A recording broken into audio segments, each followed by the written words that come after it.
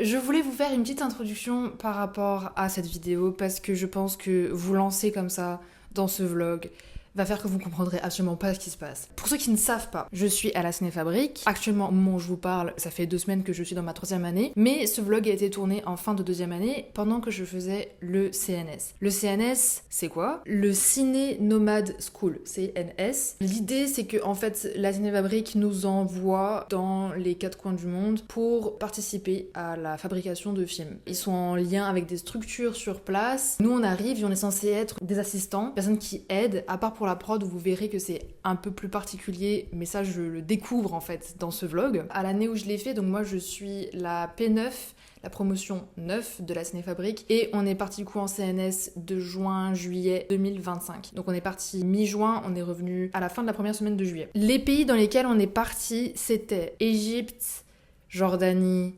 Tunisie, Brésil, Cambodge, Sénégal. Évidemment, il n'y avait pas le même nombre de personnes qui partaient, que ce soit en Égypte, en Tunisie ou au Cambodge, au Brésil. Cambodge, c'était très peu. Et Jordanie, c'était pas beaucoup non plus. Et par contre, en Tunisie, il y avait beaucoup de personnes. Moi, j'étais prévue pour partir en Tunisie. Vous verrez plus tard, dans les vlogs suivants, que en fait, les personnes qui étaient censées partir en Jordanie ne sont pas parties parce qu'il y a eu quelques petits problèmes géopolitiques. Et du coup, ils sont venus en Tunisie. Mais ça, c'est pour bien plus tard. Le fait est que je suis allée en Tunisie et là-bas, j'étais censée faire de la prod pour un projet. J'ai été super enthousiaste de faire tout ça. Les prods étaient investis très tôt dans la préparation de ces voyages, puisque on a aidé en fait l'école à prendre les billets, à organiser qui part d'où, comment, savoir combien tout ça allait coûter et faire des comparatifs de budget pour savoir qu'est-ce qu'on allait prendre comme formule, on va dire. Et après, une fois ça fait, en prenant les billets, il fallait aussi qu'on check si tout le monde avait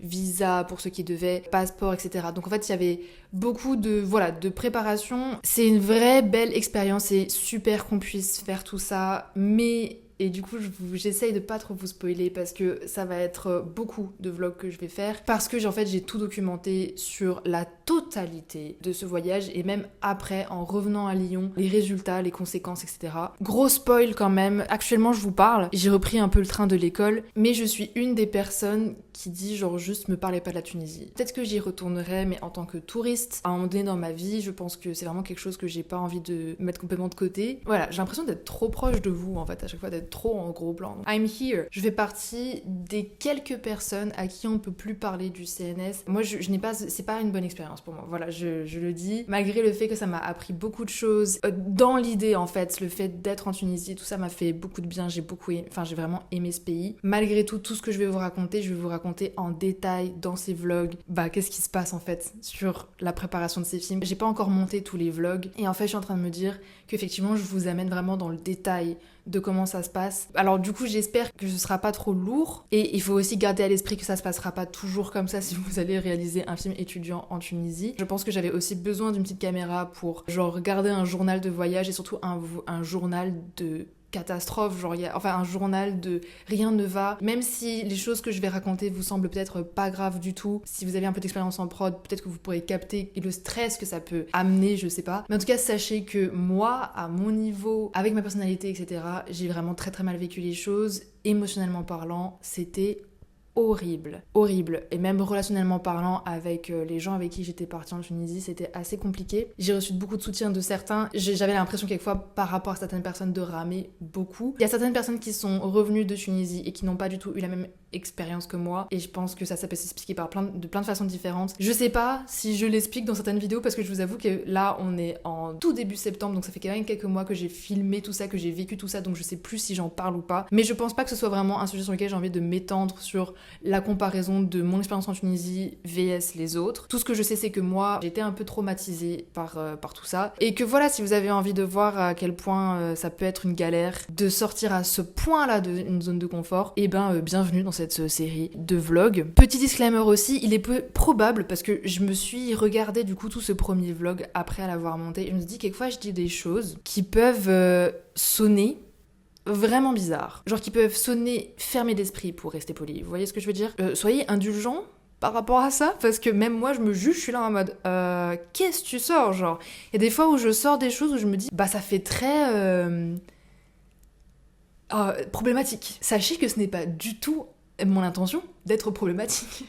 Sachez que ce n'est pas même le fond de ma pensée. En fait, prenez vraiment ma personne comme une personne qui découvre un autre univers, ok ? Qui du coup, évidemment, avant de rentrer dans cet univers-là, a énormément d'a priori et de projections. Et aussi que quand j'arrive dans cet univers-là, eh ben, je vois des choses, il y a des choses qui ne me conviennent pas, parce que ce n'est pas la même façon que j'ai de vivre, de penser, de travailler, de communiquer, enfin voilà, de plein de choses. Donc effectivement que je vais être peut-être un peu rigide par rapport à ces changements, par rapport à cette nouveauté. J'espère que vous avez ça, que vous gardez ça en tête en regardant, parce que moi j'avoue que je me suis beaucoup jugée en disant Nao, quelquefois tu dis des choses, on a trop l'impression que c'est voilà, je veux pas dire notre mot que problématique parce que j'ai pas envie de labelliser et j'ai pas non plus envie que vous regardiez mon vlog en essayant de repérer les moments où je suis problématique. Je suis là en mode ok, t'aurais peut-être pu formuler ça autrement, mais c'est tout. Moi je sais que le fond de ma pensée est correct. Voilà, c'est juste ça. J'espère que ça sera au moins plein de ressources et plein d'enseignements et de choses que moi j'ai appris, que vous l'appreniez par procuration, je sais pas. Et aussi, toujours dans cette même continuité du sentiment d'être un peu maintenant, vu que je suis en 3e année, de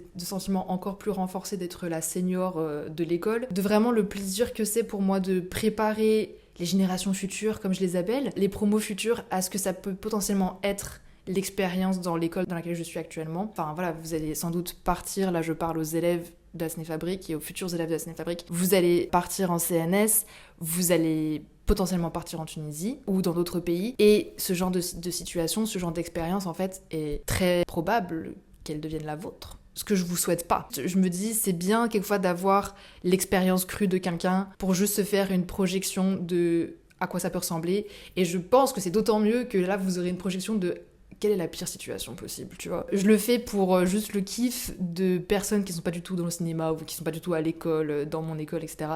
et qui veulent juste avoir l'expérience d'une galère de fabriquer un film en Tunisie. Et après, je le fais aussi pour les personnes qui justement pourront peut-être passer par là, réellement, et qui veulent se faire une idée. Voilà. Sur ces merveilleuses paroles, je vous laisse au vlog et je vous laisse aussi à toute la série de vlogs parce que je ne pense pas que je vais faire une introduction par vlog. Vous saurez, vous qui avez commencé par l'épisode 1, vous saurez. Arrivé à Marseille. C'est stylé la vue. Très stylé. Là, je suis au port, enfin, sur les bords du port, que je n'avais jamais vu à Marseille et c'est impressionnant. C'est impressionnant, genre. D'ailleurs, c'est pas tous les jours que je vois des ports, genre je pense que j'en ai jamais vu. C'est impressionnant, très impressionnant.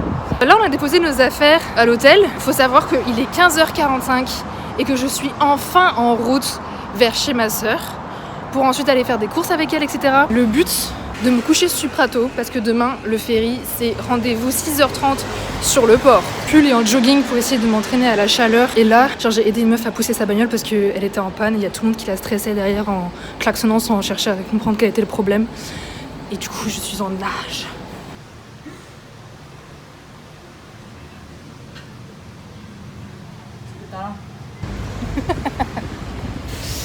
Je suis avec ma sister, il n'y a rien d'autre à dire qu'on va faire les courses. C'est cool d'être à Marseille avec toi. Ah ouais, bienvenue à Marseille d'ailleurs.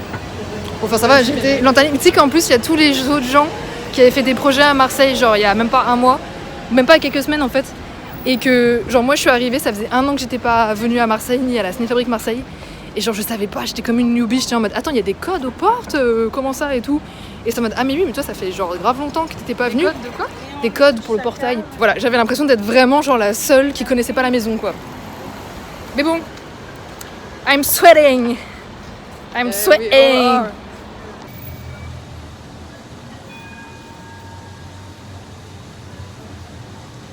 Bon, j'ai mangé chez ma sœur, ce qui était une bonne idée parce que sinon j'aurais dû me grincer un truc ici. Je suis rentrée au B&B et je suis allée dire bonne nuit aux autres et là je vais prendre ma douche, dormir. C'est très beau genre. Sinon je vais casser tout. Il est 6h et quelques et là on est du coup à l'arrêt de bus et on attend notre petit bus pour aller au port. Et genre ça sent la fatigue, là c'est pour ça j'ai pas mis mes lentilles, mes yeux sont trop fatigués, on n'a pas assez dormi parce que en gros genre je me suis couchée relativement tôt mais il y a une des personnes qui était dans ma chambre qui est arrivée à 3h du mat. Voilà, et c'était pas fait exprès, c'était juste genre problématique annexe quoi. Du coup j'ai été entrecoupée dans mon sommeil plusieurs fois mais c'est bon, on s'en sort bien, ça va. hâte d'être sur le port, de prendre le ferry, de me poser là-bas et de ne plus rien faire. Après on m'a dit que du coup fallait pas utiliser la connexion sur le bateau et c'est un peu con. Alors ok, ça me dérange pas d'être déconnecté et tout ça, c'est juste qu'il y a un fucking e-learning à faire avant lundi. Ça veut dire si je peux pas le faire sur le bateau, eh ben je dois le faire.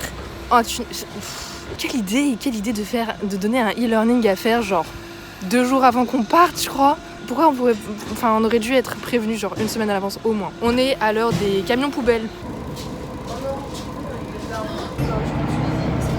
Ok, j'ai pas trop compris, mais on prend du coup un bus. Et look at this, c'est impressionnant. La taille de tout ça est juste impressionnante.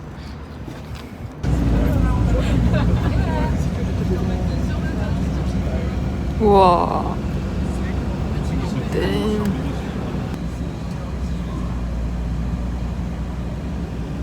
Wow.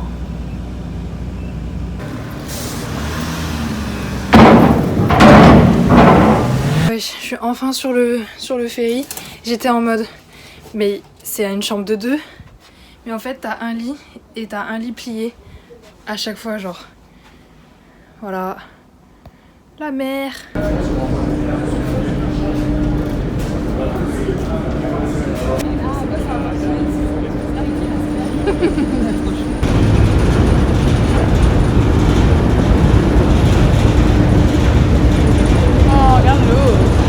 Lui c'est beau, c'est magnifique. Il y a une fucking baleine. Mais je suis pas monté quand même. Elle a disparu. Regarde, hop, voilà, il est le Trop rond, chou. Oh là là là là.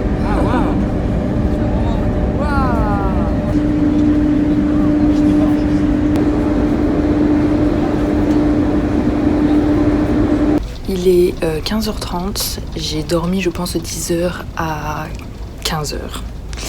Et après j'ai lu. Et avant ça j'avais lu aussi un petit peu. Là du coup je vais aller sur le ponton et je vais un peu lire.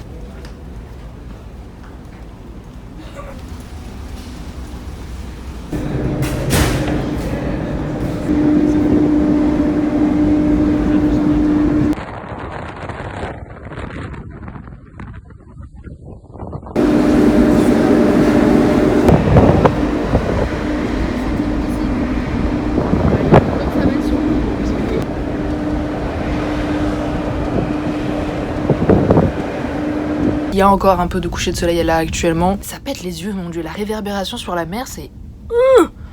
Tu fixes à 2 secondes, t'es là, tu reviens aveugle.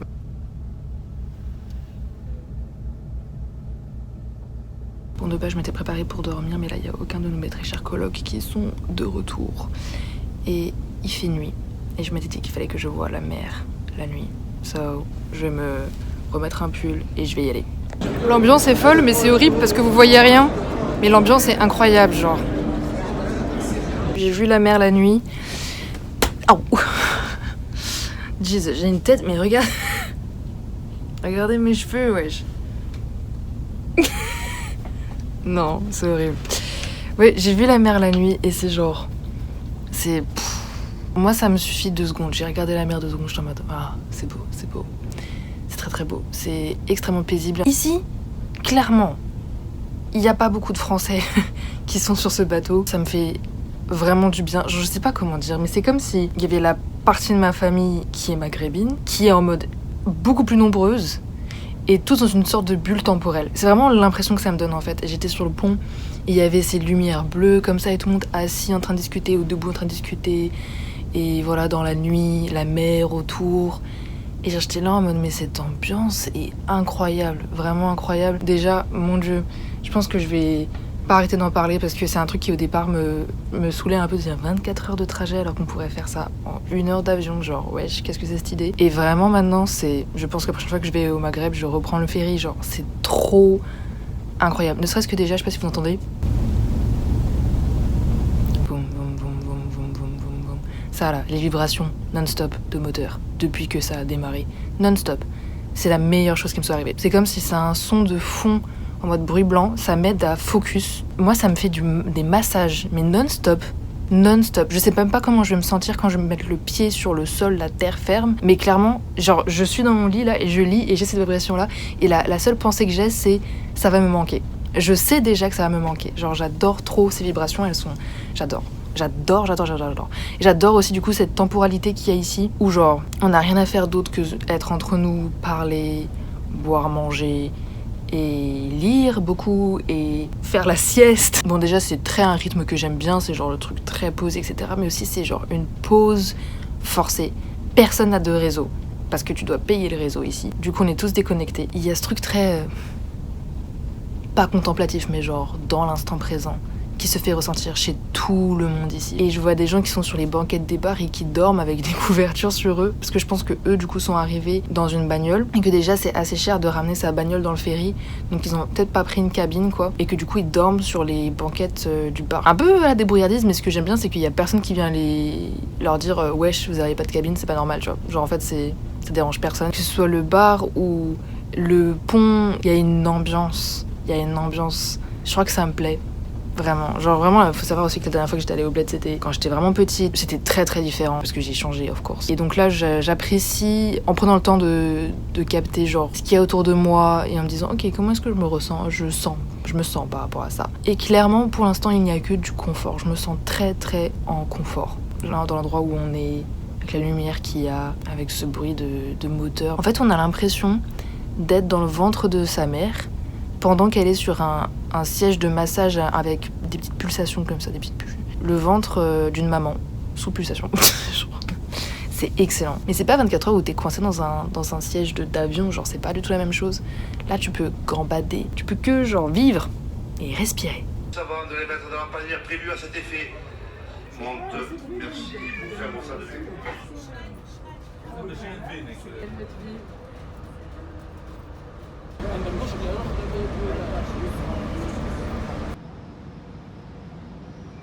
Ok, j'ai traîné les bagages d'une femme âgée qui pouvait pas les traîner. Elle a genre sa maison avec elle. J'ai transpiré alors que la température va à peu près bien là. Je suis encore dans mon pull. Je suis couverte. Oh my god. Et là j'ai fait mon sport du matin là.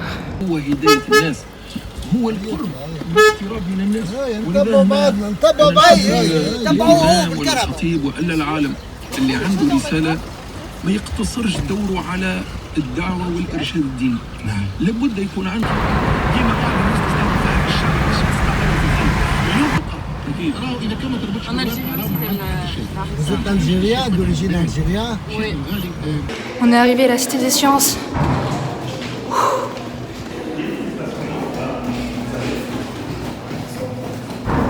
Vous savez, c'est des espaces communs? Alors, on est arrivé dans nos appartements dans la Cité des Sciences. Là, moi, je vais me prendre une douche parce que ça fait 24 heures que je me suis pas lavée, même plus, à peu près 30 heures que je suis sale. Donc voilà le délire, on a 2 lits, on a une grande fenêtre, il fait frais ici. On a un petit frigo, une télé que jamais je n'utiliserai. Pas mal de rangements en fait, donc ça c'est cool. La salle de bain, voilà. Tchouk tchouk tchouk. Voilà. Et en vrai c'est stylé comme quartier, comme bâtiment, genre c'est assez impressionnant.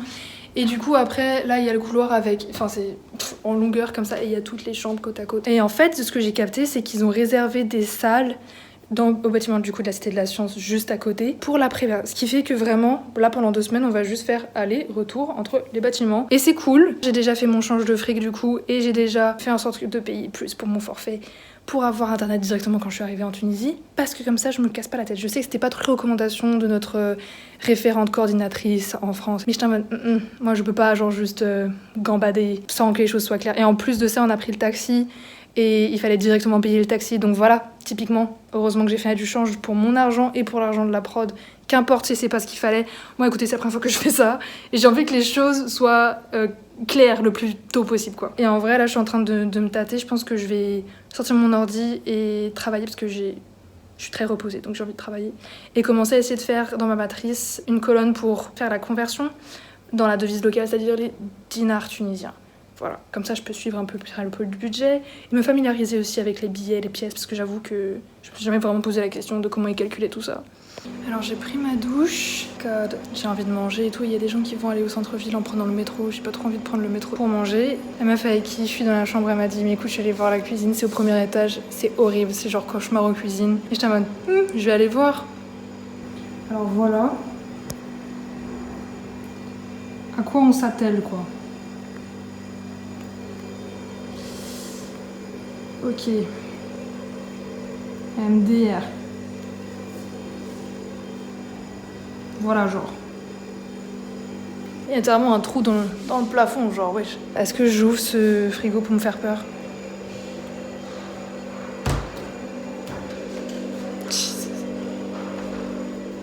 Au moins, il y a des gens qui ont mis de l'eau. Et la douche, pareil, c'est une expérience. Elle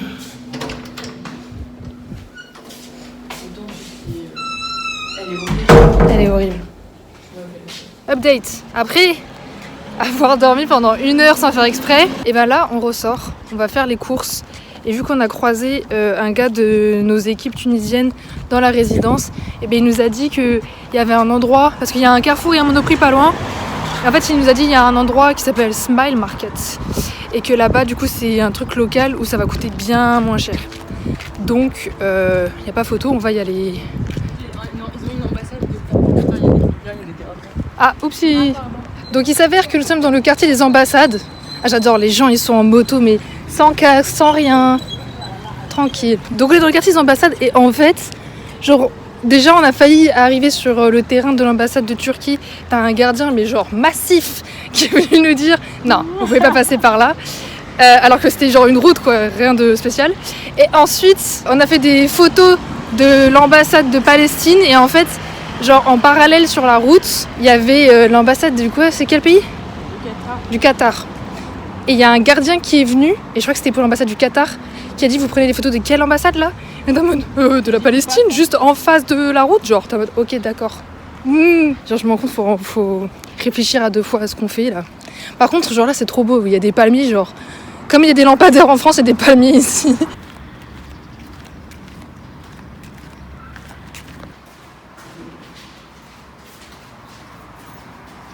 Je vais coucher de soleil.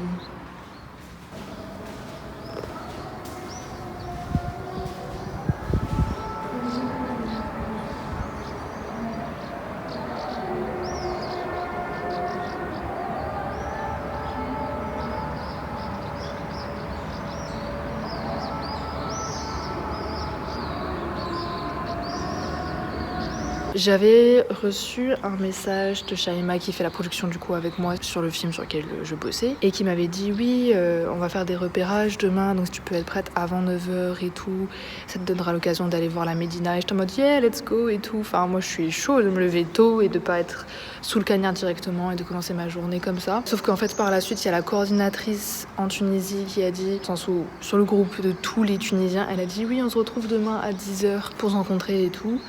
Et du coup, j'étais en mode Shaima m'a dit qu'on partait en repérage tôt, donc est-ce qu'on vous rejoint, Anthony et tout. Et en fait, Shaima m'a fait un message perso après en me disant j'ai parlé à Myriam qui est du coup la coordinatrice en Tunisie.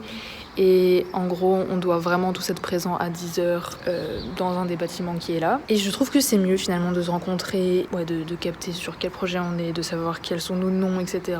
En tout cas, une chose est sûre, c'est que j'ai hâte de commencer des repérages en ville et tout. En fait, de découvrir une ville en faisant des repérages, je trouve ça très stylé. Et de pouvoir parler vraiment avec les gens en direct et tout. C'est juste que j'ai pas envie de me battre par rapport à la prod.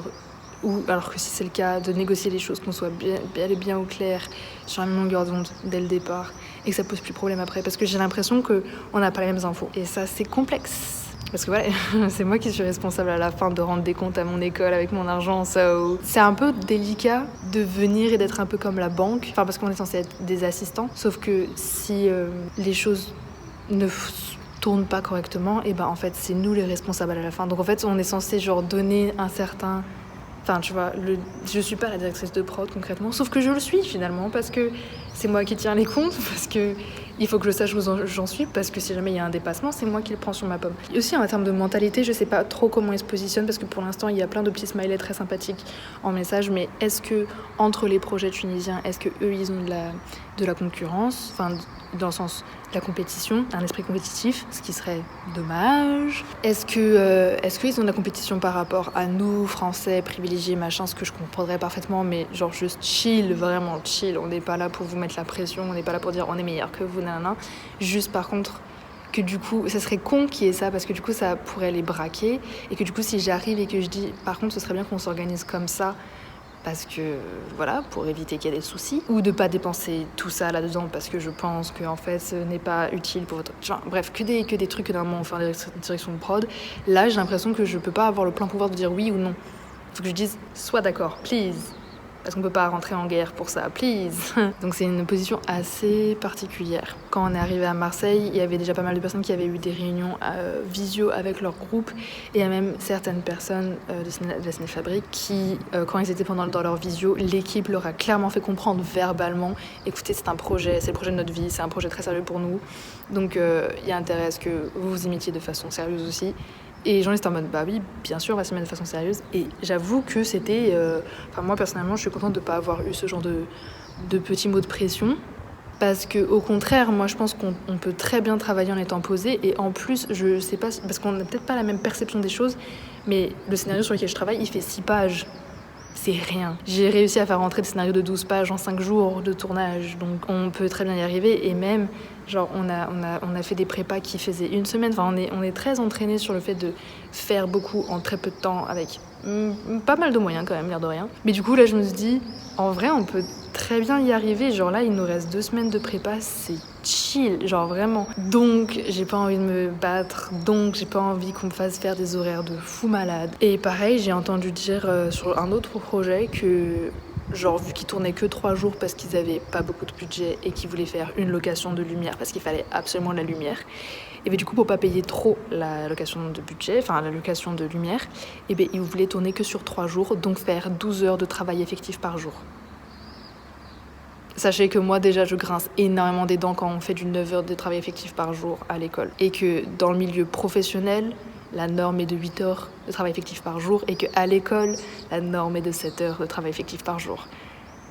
So, 12 heures de travail effectif juste parce que t'as fait une location de lumière. Genre, la meuf en question qui me parlait de ça, elle m'a dit, mais il faut vraiment que je négocie. Parce qu'il faut savoir que la personne en question n'est pas prod et doit faire de la prod parce qu'il n'y a pas assez de prod, alors qu'on nous envoie sur un pays où il y a 5 projets et il n'y a pas assez de prod dans le groupe de Cinéfabrique. Enfin, bref, de toute façon, ça semblait un peu évident qu'il n'y aurait pas assez de prod pour tout le monde, mais bon... Peut-être qu'un peu moins de projets ça aurait été intéressant, je sais pas. Qu'est-ce que tu fous à faire juste 3 jours avec 12 heures par jour, genre? Enfin, selon moi, c'est inhumain. C'est complètement inhumain. Parce que c'est 12 heures de travaux effectifs, ça veut dire qu'il n'y a pas genre 12 heures parce qu'on commence très tôt, on termine très tard, mais qu'il y a une grosse pause au milieu pour pas être cramé par le soleil, tu vois. Voilà. Et en fait, moi, ce qui me fait peur, c'est que c'est tout ça, c'est toutes ces négociations-là, des questions de standards qui sont pas du tout les mêmes, parce que nous on a aussi ce truc normalement en prod, en tant que prod, de faire respecter des standards de loi du travail, de taux horaires et tout ça, bref. Et du coup le fait d'avoir ces discussions là, sachant que quand on a eu notre visio avec notre groupe, ils nous ont dit qu'ils avaient déjà une V1 de PDT, qu'ils étaient déjà avec pas mal de repérages, qu'ils avaient déjà lancé des castings, c'est ce qui est bien, ce qui est très bien, mais la V1 de PDT, j'étais là en mode... En vrai, oui, moi aussi je suis assistante réelle, je fais une V1 de PDT même si je n'ai pas du tout de décor repéré, juste pour me faire une idée. C'est ce que je vais pas demander parce que c'était pas le but de ce visio, mais je vais pas demander. Et du coup, ça, combien de jours de tournage, combien d'heures Parce que moi, c'est pas parce que je suis en Tunisie que je vais faire des heures de fou, hein. Je vais appliquer pas une loi française, mais juste un standard humain. Enfin, je sais pas si tu fais plus de jours de tournage, du coup tu fais une séquence le matin, une séquence le matin. Tu vois, tu prends le temps de faire les choses, c'est bien, tu vois. Ça coûte effectivement plus cher en termes de nourriture par exemple pour les gens, mais s'il n'y a pas de location de matos, je vois pas. Voilà, et avec 1000 balles, la vérité, personne ne fait de location. Faut savoir que 1000 balles, 1000 euros, ça fait environ 3300 dinars tunisiens. Et là, c'est de la lumière, genre ça coûte cher, c'est pas comme si tu faisais une location de Tokiwoki. Moi, j'ai très peur de ça. J'ai très peur de me rendre compte qu'en fait, ils ont prévu plein de choses sans nous parce qu'ils ont déjà avancé, ça fait longtemps qu'ils sont sur la prépa de ces trucs, tu vois. Et qu'en fait, nous, on arrive, qu'on soit là, alors je vais tout remettre à jour selon des critères qui sont les miens. Et je trouve que c'est assez incroyable quand même la dynamique dans laquelle ils sont, où genre là, actuellement, aujourd'hui, je sais qu'il y a le réal et le chef-op de mon projet qui étaient en repérage en forêt. Et j'étais en mode, pourquoi tu travailles le week-end, gars? De ce que je sais, ça fait déjà 3 semaines de prépa, peut-être que t'en avais une encore avant. Mais là, t'as celle-là, que t'es en train de terminer, plus les 2 suivantes avec nous. Genre moi, j'ai fait des repérages forêt le week-end, quand je savais que plus tard, on avait très peu de temps de prépa, ça va. On a commencé à avoir 2 semaines de prépa de plus en plus. Mais surtout parce qu'en fait, en France, il y a des délires d'autorisation. Je parle beaucoup, mon Dieu. Je vous explique tout ce qui est de la prod. Mais c'est parce que c'est vraiment un truc qui me stresse, là, du coup, par rapport à la Tunisie. Il y a ça, je suis là pour ça. Je travaille En Tunisie, genre je suis pas là pour youhou. Donc en France, on a des autorisations à demander pour n'importe quel lieu public. Parce que les lieux privés, donc où il y a un propriétaire, et ben on voit ça avec le propriétaire. Mais les lieux publics, c'est plus compliqué. Et surtout, on doit s'y prendre grave à l'avance. Donc oui, on fait des repérages le week-end, des mois à l'avance, avant la prépa. J'ai un bleu pour l'étude?